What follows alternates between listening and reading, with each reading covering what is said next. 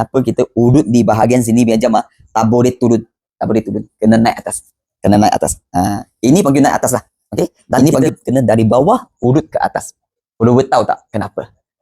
Kalau tahu kita komen dekat bawah sini dulu. Jom, jika siapa yang ada masalah water retention, dia punya kaki banyak senang bengkak ni Dia duduk lama saja. Ada anti angka.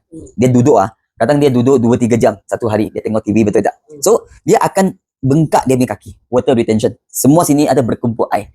Jika angka anti sudah berkumpul air dekat tapak kaki ni, kami urut punya jam masih turun masih urut macam ini turun So dia biar itu pelancaran darah ke, angin ke, air ke, semua dia turun ke bawah. Sekarang boleh keluar. Ya, kalau turun ke bawah, dia lagi bengkak, betul tak? Dia sudah bengkak, you lagi urut turun dia punya kaki lagi bengkak. So siapa punya kaki, contoh dia sudah water retention banyak, you macam mana cek you tekan kuat sikit, nampak. You akan nampak dia punya itu isi dia punya daging sudah tenggelam. Tulang itu susah mau jumpa ke, atau dia saraf, kan ada orang dia saraf hijau, purple, senang mau jumpa. Kalau water retention semua daging putih-putih saja. Betul. Putih-putih. Dan you tekan kuat sikit dia akan tenggelam. So, kalau sudah water retention macam mana cepat kasih hilang mesti nak cuba urut. Kalau dalam 15 minit dia boleh cepat hilang.